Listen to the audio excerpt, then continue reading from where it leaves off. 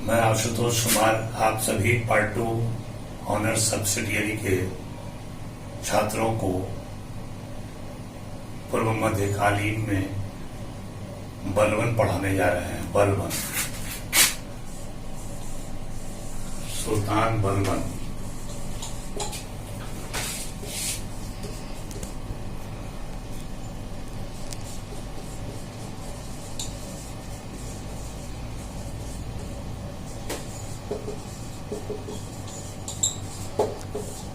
हमने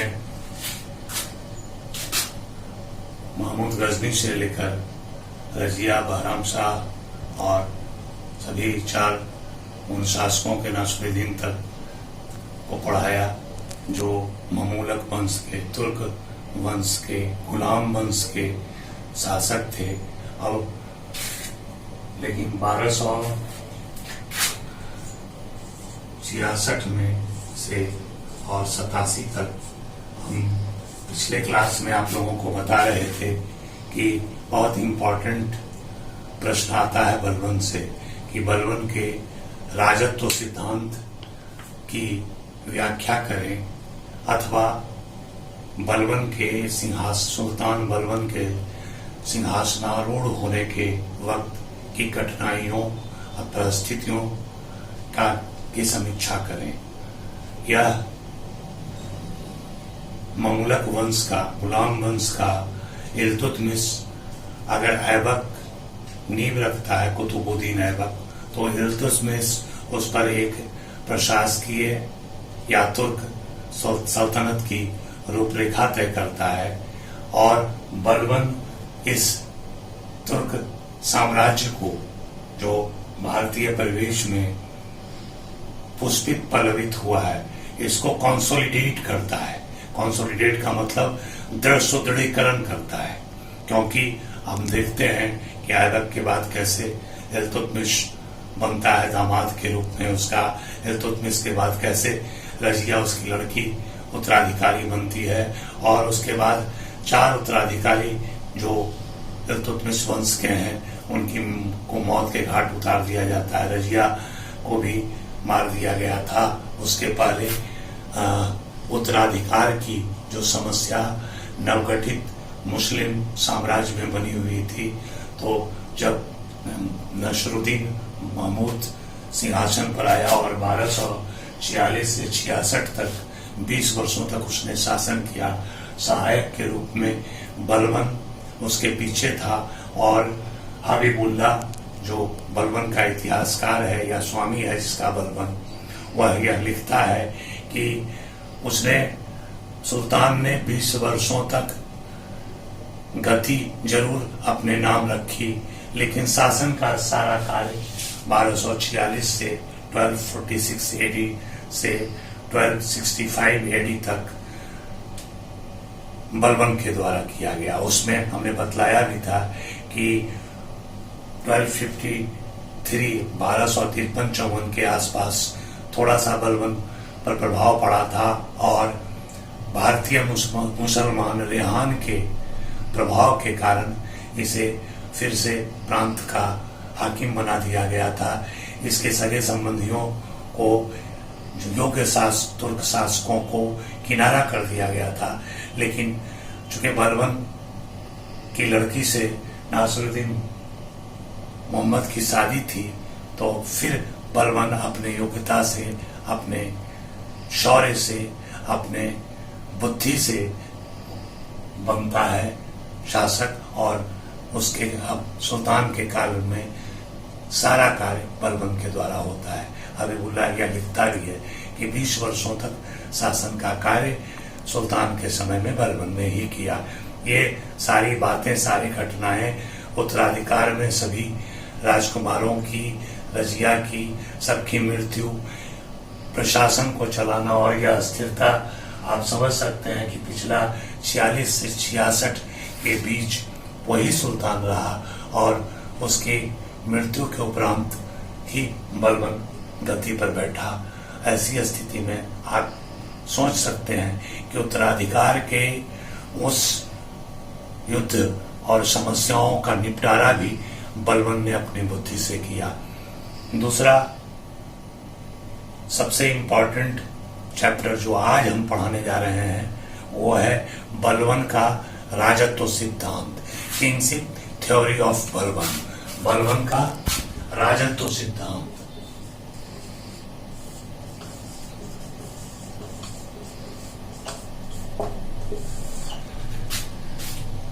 बलबन जब सुल्तान बना तो वह इल्तुतमिश के वंश का नहीं था, वह चालीसा के एक सदस्य जरूर रहा था।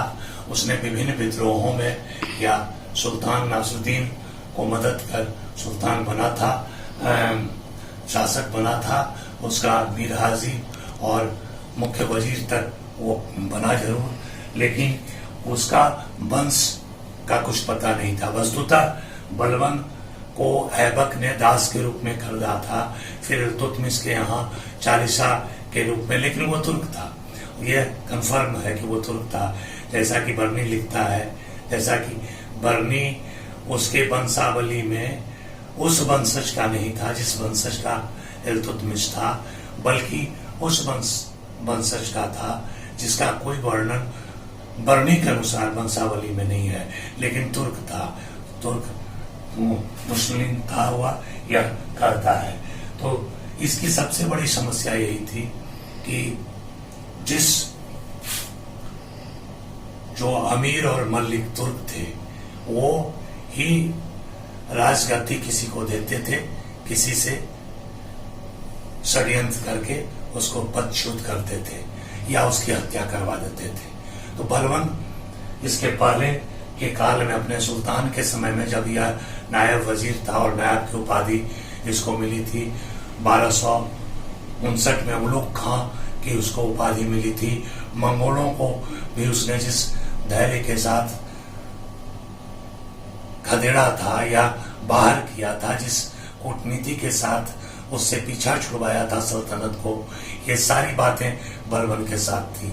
उसको सभी प्रशासनिक अनुभव प्राप्त थे, इसलिए जब वह दूसरे वंश का होने के बावजूद जब सिंहासनारूढ़ होता है, सत्ता पर काबिज होता है, तब कोई कठिनाई नहीं उसको हुई, कोई विरोध नहीं हुआ, क्योंकि तुर्क अमीर, तुर्क मल्लिक, तुर्क मुसलमान, भारतीय मुसलमान सभी उसकी योग्यता और उसके शासन से कहीं न कहीं प्रभावित थे। शासक बना तब उस कोई भी राज परिवार से भी कोई विरोध इस तरह का नहीं हुआ कि भाई उसके पुत्र और पौत्री को बनाया जाए। थोड़ा बहुत जो स्वर विरोध का था वह भी समाप्त था, लेकिन कठिनाइयां बहुत थी। एक तो मंगोल आक्रमण बाहर का, दूसरा अंदर ये तुर्क अमीर और मलिक जिनका वर्ग था, जो ऊंचे खानदान के सभी लोग थे, जिनका प्रभाव सत्ता पर रहता था। तीसरा सेना, चौथा आम जनता, पांचवा भारतीय मुसलमान जो रेहान की तरह हिंदू से मुस्लिम बने थे और किसी न किसी रूप से वह नेतृत्व करना चाहते थे, शासन में ऊंचे पद पाना चाहते थे। तो ये सब कठिनाइयां थी। इसलिए बलबन सबसे पहला काम का यही करता है कि जो सुल्तान का पद प्राप्त हुआ है वह कहता है कि ईश्वर की इच्छा से मुझे सुल्तान का पद मिला है। चूंकि वंशानुगत तो वो था नहीं, तो ईश्वर की इच्छा का आड़ लेकर, ईश्वर की इच्छा से हमें सुल्तान का पद मिला है। हम ईश्वर का धरती पर प्रतिनिधि हैं। हम अगर ईश्वर हमें हमारे सारे कर्तव्यों को, सारे अधिकारों को ईश्वरीय वह मानता था, और उसके लिए उसने जिस तरह के नियमों का कठोरता से, अनुशासन का कठोरता से पालन करवाया, वह दिल्ली सल्तनत के इतिहास में वैसा कोई सुल्तान नहीं है जो अपनी इच्छा को किसी भी प्रकार से जनमानस से या तुर्कों से या सैनिकों से या अमीरों हाकिमों से मनवाए। ऐसा कोई सुल्तान नहीं था। इसने समझा कि जब तक सत्ता का सुदृढ़ीकरण नहीं होगा कंसोलिडेशन ऑफ एम्पायर नहीं होगा, राजा से लोग डरेंगे नहीं, तब तक राजा के प्रति भय नहीं होगा, तब तक सुल्तान का पद और साम्राज्य दोनों अक्षुण्ण नहीं रहेगा। उत्तराधिकारी का युद्ध होता रहेगा। काफी अनुभव था 66 में जब यह सुल्तान बना तो इसका उम्र भी 58-60 के करीब था, आप ये समझ सकते हैं। और इसने दैवी अधिकार की इस तरह से अमीरों और मलिकों के कान में हल्ला कर करके यह समझाने का प्रयास किया कि राजा की इच्छा से मैं, ईश्वर की इच्छा से मैं सुल्तान बना हूं। तो और ईश्वर की इच्छा के विरुद्ध कोई भी कार्य करना, सुल्तान के विरुद्ध कार्य करना है अथवा सुल्तान के विरुद्ध कोई कार्य करना ईश्वर की इच्छा के विरुद्ध काम करना है। अतः इसने फारस की, मध्यकालीन फारस की जो परंपराएं हैं, जो रीति रिवाज हैं, उसको इसने अपनाया। यह दरबार में बहुत ही शानो शौकत से बैठता था। दरबार में जितने भी विशेषाधिकार प्राप्त लोग थे, क्योंकि जनमानस सामान्य जन से यह मिलना नहीं चाहता था, सामान्य जन को यह तुच्छ समझता था, और जब भी इसकी नजर तुच्छ व्यक्ति पर पड़ती थी इसके रोंगटे खड़े हो जाते थे, इसकी नस में तनाव आ जाते थे। बर्नी यह बात कहता है, मिनाज सुराज यह बात कहता है, और अपने को ऊंचे वंश का बताने के लिए, अपने को ऊंचे वंश का बतलाने के लिए फिरदौसी के द्वारा शाहनामा में जो वक्तव्य लिखा हुआ है, अफरासियाब वंश की वीरता की कहानी, अपने को यह अफरासियाब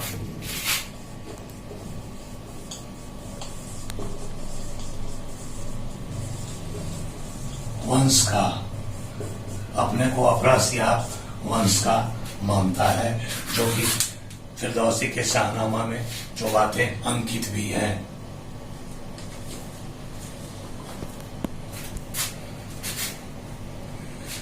इसने दैवी अधिकार के सिद्धांतों को निरूपित करने के लिए, राजनीतिक सिद्धांतों में शामिल करने के लिए वसाया का प्रयोग किया। वह भी मध्यकालीन फारस की परंपराओं का एक शब्द वसाया है, और इसी से वसीयत बनता है। वसीयत आज भी फारसी शब्द है, वसीयत का प्रयोग किया, जिसमें राजा के कर्तव्यों का उल्लेख है।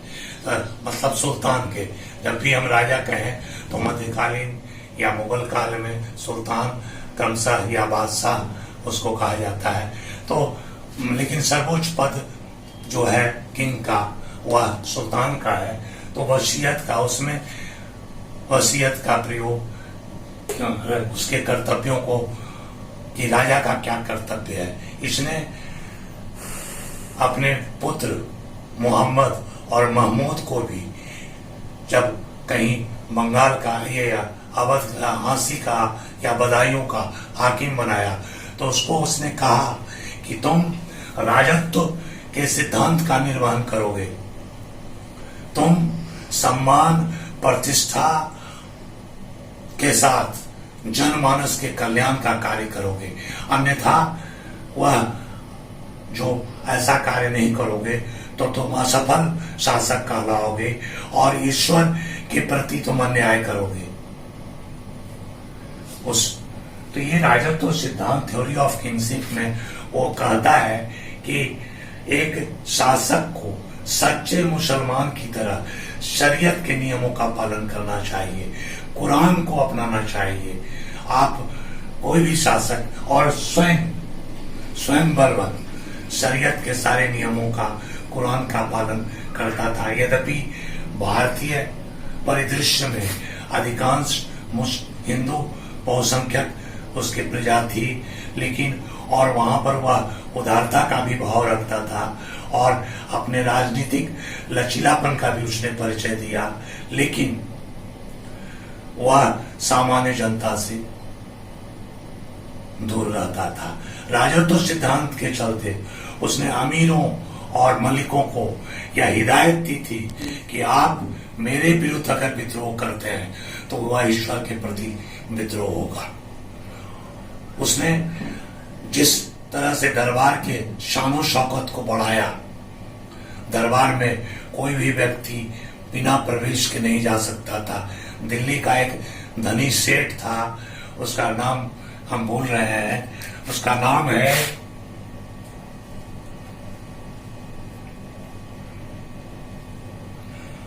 जो भी हो, फक्र बावनी।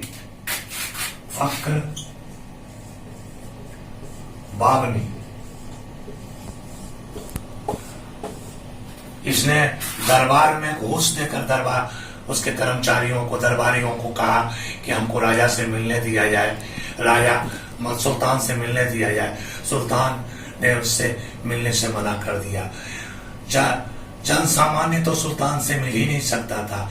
जो विशेषाधिकार जिनको था मिलने का, वह भी राजा के सामने खड़े रहते थे। वह कहता था कि नियामते खुदाई,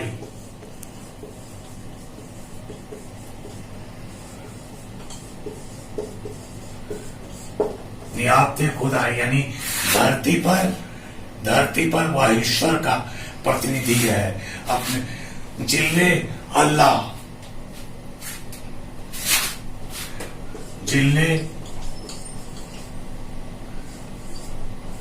लाला संयुक्त जिल्ले अल्लाह।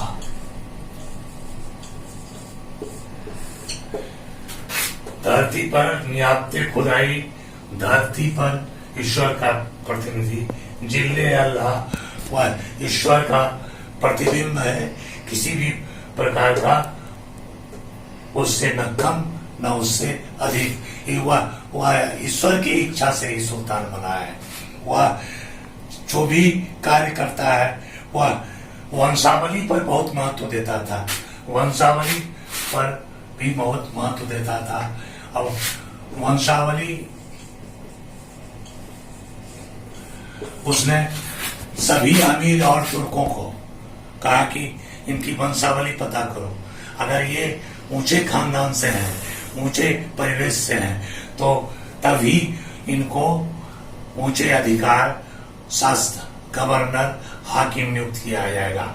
नीचे तबके के किसी हाकिम को किसी ने नियुक्त कर दिया, उस पर उसने कड़ी आपत्ति की और उसे हटा दिया।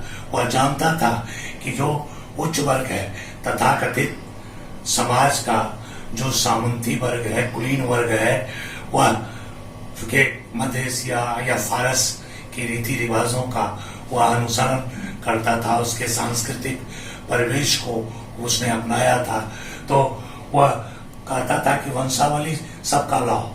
और इससे उसे बाद में दिक्कत हुई, जैसा कि उसी का इतिहासकार हबीबुल्लाह कहता है कि यह बुद्धि मत्ताहीन और गलत कार्य था सुल्तान का, क्योंकि बहुत सारे हिंदू जो मुसलमान हो गए और जो जुल्हाए के कैटेगरी के, महावत के कैटेगरी के ये सब और सामान्य जन, ये सभी उसके विरोधी हो गए। लेकिन जब तक वह था, वह उस विरोध को कंट्रोल किए रखा। दिखावटी मान मर्यादा, जैसे फारस का रहन सहन भी उसने अपना लिया। फारस पहले यहाँ के मुसलमानों का नाम भी वह फारसी मुसलमानों की तरह रखने लगा। अपने पुत्र तो महमूद और मोहम्मद उससे पहले उसके सामने ही थे, लेकिन अपने सभी पोतों का नाम कै खुआबाद, कै खुसरो, कैसे, मतलब जो फारस में नामकरण किया जाता है उस तरह का उसका नामकरण भी किया जाने लगा। और कठोर व्यक्तित्व वाला वह व्यक्ति था। वह अंदर से दयालु था, लेकिन ऐसे काफी कठोर व्यक्तित्व था। उसके दरबार में जब विशिष्ट जन आते थे तो उसने फारस की एक प्रथा शुरू की, बहुत इंपॉर्टेंट है राजत्व सिद्धांत के लिए, कि उसने फारस की एक प्रथा सजदा, और पायबोस। सजदा का मतलब होता है घुटना टेक कर नमन करना, सलाम करना, घुटना टेक कर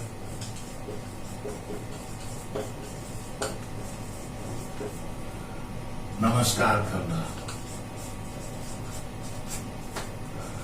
और पायबोस का मतलब होता है सुल्तान के पैरों को चूमना।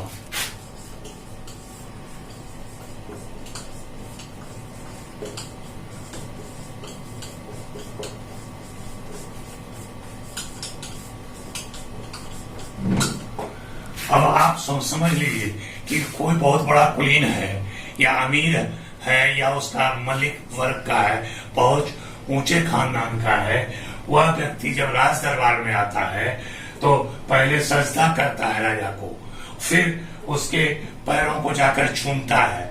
वहीं पर उसका आधा व्यक्तित्व समाप्त हो जाता है कि वह क्या है और सुल्तान क्या है। आप जब उसके दरबार का जो सजावट है, जो वैभव है, जो सोने चांदी के बर्तन हैं, जो नंगा चमचमाता तलवार लिए 4 व्यक्ति उसके अगल बगल खड़ा है, उसके पीछे जो मल्लिक या अमीर वही बैठे रहते थे जो उसके विश्वसनीय थे, और सामने जितने बड़े पदाधिकारी थे, चाहे मल्लिक हो या अमीर हो, वो सब के सब खड़े रहते थे। वह किसी से मुस्कुरा के बात नहीं करता था, वह किसी के साथ अधिकारी के साथ बात नहीं करता था, वह सिर्फ वजीर के साथ वार्तालाप करता था अपने दरबार में। यह इतना कड़ाई और उसी तरह से वह अनुशासन रखता था। जब उसके बड़े बेटे की मृत्यु हुई तो इतना कठोर व्यक्तित्व अपने को उसने बनाए रखा कि वो दरबार में रोया नहीं, कोई भावुकता उसने नहीं दिखाई, कोई बातचीत नहीं की। यह सच है कि अपने हरम में, अपने घर में जाकर अंदर वह फुट फुट पड़कर रोया था, लेकिन उसने दरबार में उस भावना पर भी काबू पा ली, क्योंकि सुल्तान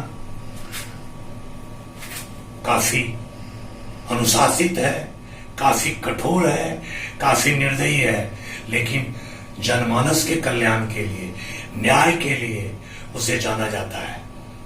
आप यह समझ लीजिए कि जब उसकी मृत्यु हुई थी तो सभी 40 दिन का शोक मनाया गया था। कब्रगाह ले जाते समय नंगे पांव सारे अमीर उसके कारवां में गए थे और अपने सिर पर धूल डालते हुए गए थे। मुसलमानों में यह है कि यह महान व्यक्तित्व इस पृथ्वी पर से उठ गया। तो उसके जो परंपरा थी, उसका जो जीवन शैली था, वह खलीफा की भी राजनीतिक सत्ता को मानता था। खलीफा के तरफ से उसको वैधानिक सुल्तान नियुक्त नहीं किया गया था और मंगोलों ने खिलाफत को सही समाप्त कर दिया था, खलीफा की हत्या कर दी थी। फिर भी वह इस पूर्व में, इस भारतीय उपमहाद्वीप में अपने को इस्लाम का पताका फहराने वाला सबसे श्रेष्ठ मुसलमान मानता था। उसने अपने सिक्के पर खलीफा का चित्र डाला और नवाज में, आपको जहां नवाज होता है वहां खुतबे में उत्कीर्ण किया, उस मस्जिद में के खुतबे में खलीफा का नाम उत्कीर्ण किया। यानी उसको वैधानिक सत्ता नहीं भी मिली, तब भी वैधानिक सत्ता प्राप्त करने का सारा आडंबर हुआ करके महान वंश का सुल्तान बना और किसी से मिलना नहीं। सेना में कई भी के लिए भी उसने सेना के वेतन में वृद्धि की, सेना उच्च पद पर सेना को रखा और सेना को विश्वसनीय बनाया।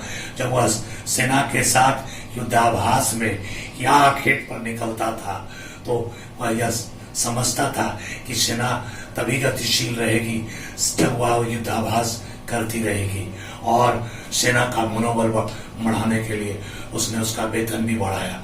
तो प्रशासन के सारे गुणों को उसने राजत्व में लाया और यह राजत्व सिद्धांत व ईश्वरीय सिद्धांत या जो उसका थ्योरी ऑफ किंगशिप है उसके प्रत्येक शासन के संगठन में आप समझ लीजिए कि सुल्तान, दैवी शक्ति, शासन और संगठन, ये चारों खंभे उसके काफी पुष्ट थे, काफी मर्यादित थे और काफी सख्त थे। अभी आप उसका व्यक्तित्व इसी से कर सकते हैं कि वह इतनी लंबी दाढ़ी और इतना बड़ा मुकुट पहनता था कि जब वह दरबार में आता था तो 1 गज की लंबाई होती थी उसके रूप में, ताकि जो भी उसको देखे भयंकृत हो जाए। वह अपने सेवकों के साथ भी सामान्य लिबास में नहीं मिलता था, पूरी वर्दी में, पूरा सुल्तान की पोशाक में, मौजे कवच वगैरह पहने हुए वह मिलता था। और जनता में इतना भय था, शासन में इतना भय था, अगर कोई गुप्तचर उसे गलत सूचना दे दे या प्रांत में कोई गुप्तचर या शासक गलत काम करे तो कोड़े से उसकी मृत्यु कर मरवा के उसका वध करवा देता था, ताकि जनता के प्रति अन्याय नहीं हो सके। क्योंकि जनता के प्रति राजा का जो कर्तव्य है वह दैवीय है और यह दैवीय कर्तव्य से ही राजा आच्छादित है और जनता के कल्याण के लिए कृत संकल्प है। राजत्व सिद्धांत पर अगले क्लास में भी हम कुछ पॉइंट वाइज भी आपको चर्चा कर देंगे, लेकिन उसका राजत्व सिद्धांत न सिर्फ इस्लाम को बढ़ावा देता है बल्कि राजनीतिक रूप से भी तुर्की सल्तनत को काफी मजबूत बनाता है, संगठित करता है। धन्यवाद।